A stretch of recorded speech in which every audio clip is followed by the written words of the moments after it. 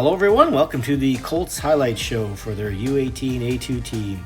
Today, the Colts will be taking on the Port Coquitlam A1 team. Port Coquitlam in the King-style white jerseys right in front of you. The Colts at the far end in their blue jerseys with red and white trim. This will be the first meeting of the season in the regular season. These two teams met in the tiering round with the Colts winning that game. The reason these teams have not met yet in the regular season is that they have been playing in different divisions in the league play. But Port Coquitlam got moved up to this division after the Christmas break. So this will be their first meeting since the tiering game earlier in the season. This game is coming to you from Rink 1 at the Surrey Sport and Leisure Centre. As you can see, a challenging arena to broadcast from. Not a lot of great viewing areas for a camera or in person here at this arena. But we will bring you the highlights that we do manage to get from this vantage point. Today, the Colts have 3 scratches. Patrick and Lyndon out on defense today, and Jordan unavailable at forward.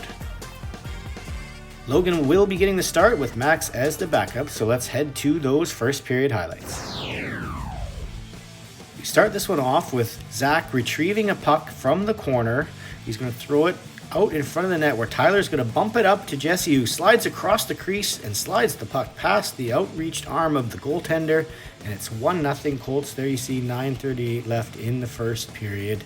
Colts been getting up to 1-0 leads early in games a lot lately. It hasn't been translating to points in the standings though, so we'll see how they do with this today.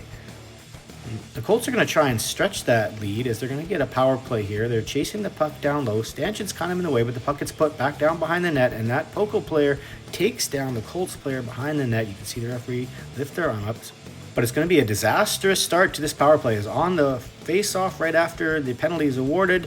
The puck goes back and gets intercepted and around the defender for a breakaway to the left, up and over Logan's leg. And you can see the Port Coquitlam player in the penalty box cheering on that shorthanded goal that ties this game 1-1. The Colts do regain the lead, though, as we see Jackson. Well, we don't see him. He's just off screen. But Jackson holds that puck in at the point, throws it towards the net. And there you see Mitchell stick his stick out, tip it by the goaltender, who wasn't ready for that, slides between his legs. And the Colts are back up 2-1.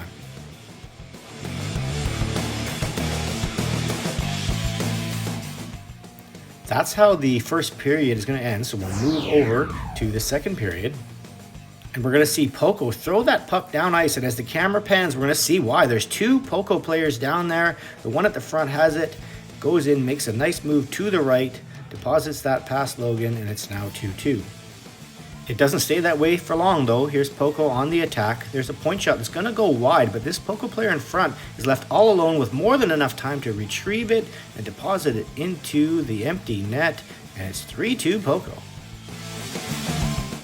And they don't let up there. Here we see off a draw in their own zone. They quickly come out 2-on-2. This player is going to drive wide, and number 8 is just going to keep his stick on the ice, and that pass is going to find the seam and come across, and there's another puck up over the glove, and it's now 4-2 for Port Coquitlam.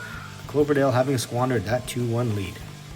However, they do quickly respond. There you see Jesse picking up that puck in the neutral zone, coming in wide and making a sweet pass across to Noah, who makes no mistake and one-times it past the Poco goalie, and the Colts are back in this one. It's 4-3.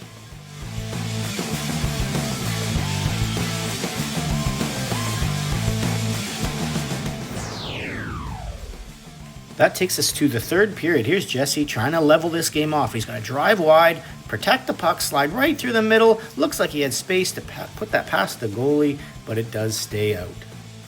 The Colts are going to get a chance to tie this up on the power play as we see them exiting their own zone, and there's an interference on Zach by that Poco defender. But while they're on the power play, they're going to see this play where they're retrieving a puck in their own zone, and they're going to get tangled up along the wall. Carnvier is going to get called for a holding penalty, and that's going to put that off to 4-on-4. And with time winding down, you can see Logan heading off to the bench for an extra attacker, but he's forced to retreat, and he makes a nice save with the blocker there to keep it 4-3.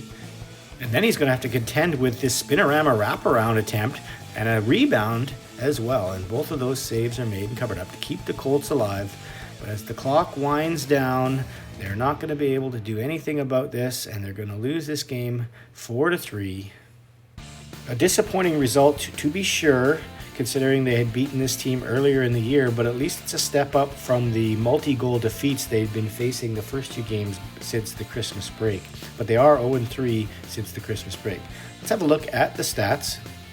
You can see Jesse having a strong game, his goal and an assist. Also, you'll note Logan having a lot of shots, 38 shots, but making 34 saves.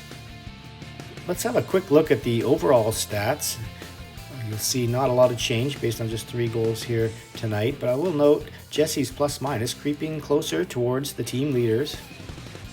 The Colts will not have much time to recuperate from this one as they play the following night, the Monday night, January 13th, in Vancouver. So they'll have to go home and get ready for that game. And we'll see you there, folks.